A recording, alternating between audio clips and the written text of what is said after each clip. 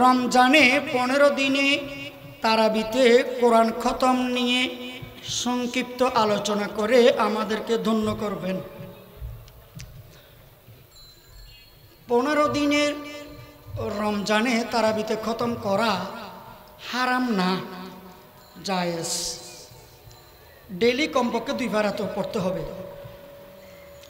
মুসল্লিরা যদি আগ্রহী হয়, দেরি হোক কষ্ট হোক, প্রতিদিন তারাবি শেষ হতে লেট হোক কষ্ট হোক দেরি হোক, তারপরেও আপনি ধীরে ধীরে পড়েন, ধীরে ধীরে তেলাওয়াত করেন। হাফেজদেরকে যদি এরকম উৎসাহ দেয়, প্রেরণা দেয়, জায়েজ জায়েজ, কোনো সমস্যা নেই। পৃথিবীতে 4 জন মানুষ এক রাকাতে পুরো কোরআন শরীফ খতম করেছে। সুবহানাল্লাহ। কয়জন মানুষ? 4 জন মানুষ এক রাকাতে পুরো কোরআন শরীফ খতম করেছে। তার মধ্যে একজন আলী রাদিয়াল্লাহু তাআলা আনহু আর একজন ইমাম আবু হানিফা রাহমাতুল্লাহি আলাইহি আছেন। সুবহানাল্লাহ। তাহলে 15 দিনে খতম আছে, তবে তাড়াতাড়ি না ধীরে ধীরে ধীরে ধীরে কোরআন তেলাওয়াত করতে হবে। মনে রাখবেন, কয়েকটা বদামলের কারণে মানুষ গরিব থাকে, মানুষ দরিদ্র হয়ে থাকে, ভিক্ষা করে করে চলে, কর্জ করে, লোন নিয়ে, ঋণ নিয়ে চলে। কয়েকটা বদামল আছে, যেমন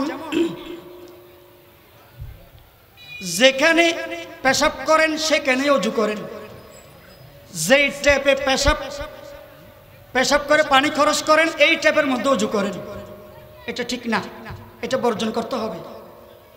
মানে যেখানে পেশাব পায়খানা সেখানেই অজু, একই ট্যাপে অজু পেশাব পায়খানা, এটা বর্জন করবেন। তারপর ফরনের কাপড় দিয়ে কোনোদিন অজু গোসল করে ফরনের কাপড় দিয়ে কোনোদিন মুখ মুছবেন না, দরিদ্রতার লক্ষণ। তারপর ফু দিয়ে কোনো বাতি নিভাবেন না, হারিকেন মোমবাতি ফু দিয়ে নিভাবেন না। তারপর গোসল ফরজ অবস্থায় থাকবেন না। শীতের ডরে অনেক মানুষ তাড়াতাড়ি ফজরের সময় ফরজ গোসল করে না, এই গোসল ফরজ অবস্থায় অফিস করে, ফরজ গোসল অবস্থায় ব্যবসা করে, ফরজ গোসল অবস্থায় থেকে যায়। কিতাবের মধ্যে আছে এই নাজাসত কুবরা, এই ফরজ গোসল অবস্থায় যারা থেকে যায় তারা আজীবন দরিদ্র থাকবে, গরিব হয়ে থাকবে, কর্জ ঋণ করে চলবে। এবং এই নাপাক অবস্থায় যদি মৃত্যু এসে যায়, যতই চেষ্টা করুক কলেমা নসিব হবে না, নাউজুবিল্লাহ। তারপর দ্রুত দ্রুত নামাজ পড়ে, টুকুর টুকুর করে সিজদা দেয়, রুকু দেয়, তাড়াতাড়ি নামাজ পড়ে। নামাজের অভিশাপ, নামাজের বদদুয়ার কারণে আজীবন দরিদ্র থাকবে। আর একটা বদামল হচ্ছে দরিদ্রতার, গরিব হয়ে থাকার, তাড়াতাড়ি কোরআন শরীফ তেলাওয়াত করা, তাড়াতাড়ি দ্রুতভাবে কোরআন শরীফ পড়া, এটাও দরিদ্রতার আলামত, এটাও দরিদ্রতার লক্ষণ। কোরআন শরীফের অভিশাপ পড়ে, কোরআন শরীফের বদদুয়া পড়ে। তাই ভাই বোনেরা, কোরআন শরীফ ধীরে ধীরে তেলাওয়াত করবেন, ধীরে ধীরে। কোরআন শরীফ মুখস্থ পড়ার চেয়ে দেখে দেখে তেলাওয়াত করলে বেশি সওয়াব। তবে নামাজে নাকি নামাজের বাহিরে, আবার দেখিয়েন আমার এই ফতোয়া নামাজের মধ্যে লাগাই দিয়েন না, এটা নামাজের বাহিরে দেখে দেখে তেলাওয়াত করলে বেশি সওয়াব। হ্যাঁ, কোরআন শরীফ 15 দিনে হোক 10 দিনে হোক, 10 দিনে যদি খতম করে তারাবিতে, তাহলে সময় বেশি লাগবে, প্রতিদিন লেট করে করে শেষ হবে তারাবি। 15 দিন হলে আরেকটু সময় কম লাগতে পারে, 20 দিন হলে আরও সুবিধা, 25 দিন হলে আরও সুবিধা, আর 27 দিনে হলে আরও বেশি সুবিধা। আর যদি ভালো হয়, সুবিধা হয় একেবারে নূরুন আলা নূর, 30 দিনে 30 পারা, ডেলি 1 পারা করে 30 পারা। তবে 15 দিনে কোরআন শরীফ তারাবিতে খতম দিলে এটা জায়েজ, এটা না জায়েজ নয়। তবে আমি অনুরোধ করব তাড়াতাড়ি যাতে না পড়ে, স্পিডে যাতে না পড়ে। এখন আপনারা প্রশ্ন করতে পারেন, হুজুর গরিব হওয়ার না বদামল বললেন, ধনী হওয়ার কোনো আমল নাই? সবাই তো চায় ধনী হতে, কোটিপতি কে না হতে চায়? হ্যাঁ, ধীরে স্থিরে কোরআন শরীফ পড়বেন, ধনী হবেন। ধীরে স্থিরে নামাজ পড়বেন, ধনী হবেন। সাধ্য অনুযায়ী দান সদকা করবেন, ধনী হবেন। সবসময় অজু অবস্থায় থাকবেন, ধনী হবেন। অজু অবস্থায় অফিস করেন, অজু অবস্থায় ব্যবসা করেন, অজু অবস্থায় আপনি কাজকর্ম করেন, ধনী হবেন। এবং নিয়মিত মাগরিবের নামাজের পরে নিয়মিত সূরাতুল ওয়াকিয়া তেলাওয়াত করবেন। সূরাতুল ওয়াকিয়া সম্পদ পাওয়ার জন্য, ধন সম্পদ পাওয়ার জন্য কোটি টাকার মালিক হওয়ার জন্য, ইজ্জত সম্মান পাওয়ার জন্য, রাজত্ব পাওয়ার জন্য, ক্ষমতা পাওয়ার জন্য সূরা ওয়াকিয়া এটা বড় অ্যান্টিবায়োটিক। এটা বড় অ্যান্টিবায়োটিক। কিসের পরে? কিসের পরে? মাগরিবের নামাজের পরে এক সাহাবীর ইন্তেকালের সময় আরেকজনে বলতেছে, আহারে এতগুলো মেয়ে, আপনার একটা ছেলেও নাই, আপনার ইন্তেকালের পরে এরা কেমনে চলবে? এতগুলো মেয়ে, এরা কি খাবে? সব তো মেয়ে, আপনার সন্তান। তখন ওই সাহাবী বলতেছেন, কোনো চিন্তা নাই, কোনো পেরেশানি নাই, আমি আমার সকল কন্যা সন্তানদেরকে সহি শুদ্ধভাবে সূরা ওয়াকিয়া শিখিয়ে দিয়েছি। তারা নিয়মিত মাগরিবের পরে সূরা ওয়াকিয়া তেলাওয়াত করে। এই সূরা ওয়াকিয়া তেলাওয়াত করবে আল্লাহকে রাজি খুশি করার জন্য। রিজিকের মালিক আল্লাহ, আল্লাহ ইজ্জতওয়ালা সম্মানী রিজিক তাদেরকে দান করবেন ইনশাআল্লাহ। তাই মাগরিবের নামাজের পরে নিয়মিত সূরাতুল ওয়াকিয়া তেলাওয়াত করবেন। ধনী হওয়ার এটি বড় ইনজেকশন, বড় মেডিসিন। আর কয়েকটা মাসালা বলি। কোরআন যেহেতু আসছে এখানে, রমজান মাসে আপনারা অনেকে মোবাইলে কোরআন শরীফ তেলাওয়াত করবেন, আমি জানি। মোবাইলে খবরদার, ওযু ছাড়া মোবাইল ধরা জায়েজ। তবে মোবাইলের ডিসপ্লেতে যে রিডিং, কোরআনের আয়াত, কোরআনের পৃষ্ঠা পড়া, এইটার উপর টাচ করা জায়েজ নাই।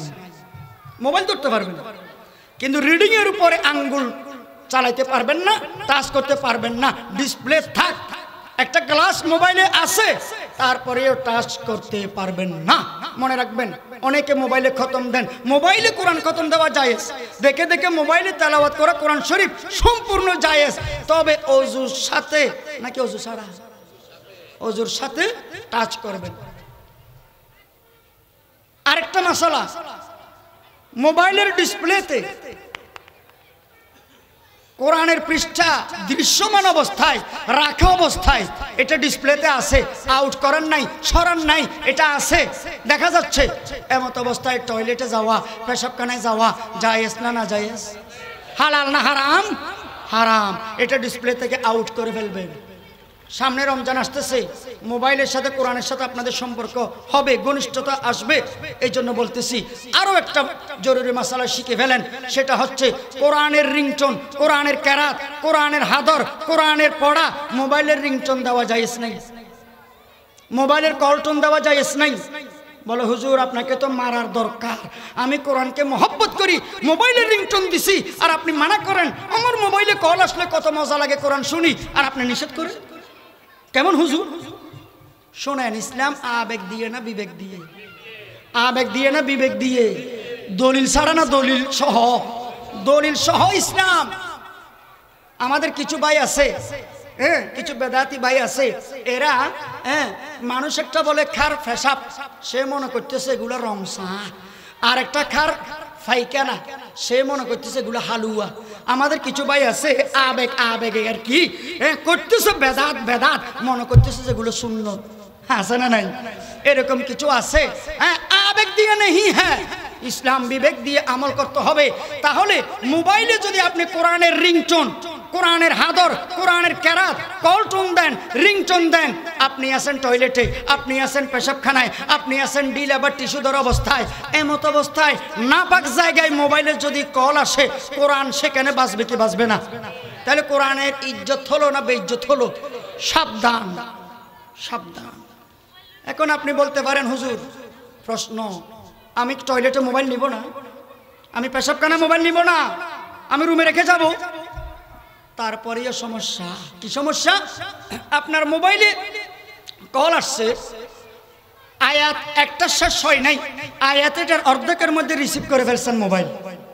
তাহলে অনুবাদের, অর্থের, তাফসীরের, ব্যাখ্যার বেশ কম হয়ে যাবে কি যাবে না? যাবে কি যাবে না? তাই কোরআনের কোনো হাদর, কোরআনের কোনো কেরাত, কোরআনের কোনো পড়া মোবাইলের রিংটোন দেওয়া এটা সহি নয়। মুসলমান, শীতকাল, অনেক অলস মুসলমান আছে, রাতের বেলায় গোসল ফরজ হয়ে গেছে কোনো কারণে, সকাল বেলায় ফরজ গোসল আদায় করে না। আছে না নাই? এইরকম মানুষ আছে। খবরদার, খবরদার, এই বদ অভ্যাস বর্জন করতে হবে। গোসল ফরজ অবস্থায় 4টা আমল করবেন না, হারাম, হারাম, কবিরা গুনাহ। কয়টা আমল করবেন না? 4টা আমল করবেন না। এক নম্বর, কাবা শরীফ তওয়াফ করবেন না গোসল ফরজ অবস্থায়, জায়েজ নাই, জায়েজ নাই। বলে হুজুর, মা বোনরা হজ করতে গেলে যদি পিরিয়ড হয়ে যায়, মাসিক হয়ে যায়, তখন তো গোসল ফরজ, তো তখন এটা তো 3 দিন থেকে 10 দিন পর্যন্ত পিরিয়ড চলবেই, তো তখন কাবা শরীফ তওয়াফ কেমনে করে? মেডিসিনের মাধ্যমে, ইনজেকশনের মাধ্যমে পিরিয়ড বন্ধ রেখে তারপর কাবা শরীফ তওয়াফ করেছে, কাবা শরীফ তওয়াফ করেছে। তাহলে গোসল ফরজ অবস্থায় কাবা শরীফ তওয়াফ করা জায়েজ নাই। গোসল ফরজ অবস্থায় মসজিদে প্রবেশ করা জায়েজ নাই। গোসল ফরজ অবস্থায় যে কোনো নামাজ যেখানেই হোক পড়া জায়েজ নাই। গোসল ফরজ অবস্থায় কোরআন শরীফ দরে দরে তো দূরের কথা, মুখস্থ তেলাওয়াত করা জায়েজ নাই। বলে হুজুর, আমি ওযু করব।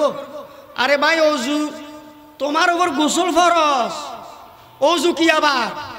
আচ্ছা, ওযু দিয়ে ফরজ গোসলকে কি সামলানো যাবে? টিকটিকি একটা পা উপরে দিয়ে শুয়ে রয়েছে। কি রে, তুমি পা উপরে দিয়ে শুয়ে রয়েছো কেন? ওই আসমানিটা ভেঙে পড়লে ধরার জন্য। বাবা রে, কোথায় আগরতলা, কোথায় শকিরতলা, কোথায় আসমান আর কোথায় তোমার ঠ্যাং? আসমানিটা ভেঙে পড়লে তুমি ধরবে যে? পারবে না। কোথায় ওযু আর কোথায় ফরজ গোসল? তাই 100 বার ওযু করলেও ফরজ গোসল না করেন যদি, তাহলে এই 4টা আমল থেকে কোনো একটা আমল করতে পারবেন না। কোরআন শরীফ মুখস্থ তেলাওয়াত করতে পারবেন না। আরো কয়েকটা শুনেন মাসালা বলি। মা বোনেরা জিজ্ঞেস করে, অনেক ভাই বোনেরাও আমাকে জিজ্ঞেস করে মোবাইলে, যে ফরজ গোসল অবস্থায় এই 4টা আমল যদি জায়েজ না থাকে, কি কি জায়েজ? কি কি জায়েজ? জিকিরের আমল করা জায়েজ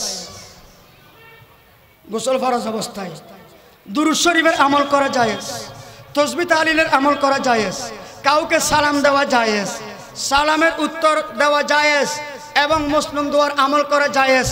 এগুলো জায়েজ। ওই 4টা আমল জায়েজ নাই। সামনে রমজান আসতেছে, শেষ করে দিচ্ছি কয়েক সেকেন্ড। রমজান আসতেছে, আপনারা যাকাত দেওয়ার জন্য প্রস্তুতি নিচ্ছেন অনেকে। মনে রাখবেন, গোসল ফরজ অবস্থায় 4টা আমল করা জায়েজ না বলছিলাম, তার মধ্যে একটা মসজিদ। তার মধ্যে একটা কি? মসজিদ। মসজিদে প্রবেশ করা জায়েজ না। কেন? কেন? আল্লাহর ঘর সম্মানের ঘর। এই সম্মানের ঘরে, আল্লাহর ঘরে যাকাতের টাকা দেওয়া জায়েজ না। যাকাত আদায় হবে না। কয়েক প্রকারের টাকা আল্লাহর ঘর মসজিদে দিবেন না, আদায় হবে না, হবে না, হবে না। এগুলো গরিব মিসকিনকে, মাদ্রাসার এতিম তালেব ইলমদেরকে দিবেন। আমির হোসেন ভাইয়ের মাদ্রাসায় অনেক গরিব তালেব ইলম আছে, দিবেন যাকাত। মসজিদের কমিটি দান বক্সে লিখে দিছে, মুক্ত হস্তে দান করুন, মুক্ত হস্তে দান করুন। কি থেকে মুক্ত? কোনদিন কল্পনা করছেন, চিন্তা করছেন? কি থেকে মুক্ত? যাকাতের টাকা থেকে মুক্ত, সদকার টাকা থেকে মুক্ত, ফিতরের টাকা থেকে মুক্ত, মান্যতের টাকা থেকে মুক্ত, রাস্তাঘাটে কুড়ে পাওনার টাকা থেকে মুক্ত, কসমের কাফারা থেকে মুক্ত, নামাজের ফিদিয়া থেকে মুক্ত, রোজার কাফারা থেকে মুক্ত, রোজার ফিদিয়া থেকে মুক্ত, জিহারের কাফারা থেকে মুক্ত। এই জাতীয় কাফারা, এই জাতীয় টাকা রাস্তাঘাটের মাদ্রাসার এতিম তালেব ইলমদেরকে, ফকির মিসকিনকে দিবেন। আল্লাহর ঘর মসজিদকে এগুলো দিয়ে মসজিদকে বেইজ্জত করবেন না। আল্লাহ তাআলা আমাদেরকে বুঝার, আমল করার তৌফিক দান করুন। বলেন আমিন। ওয়া আখিরু দাওয়ানা আনিল হামদুলিল্লাহি রাব্বিল আলামিন।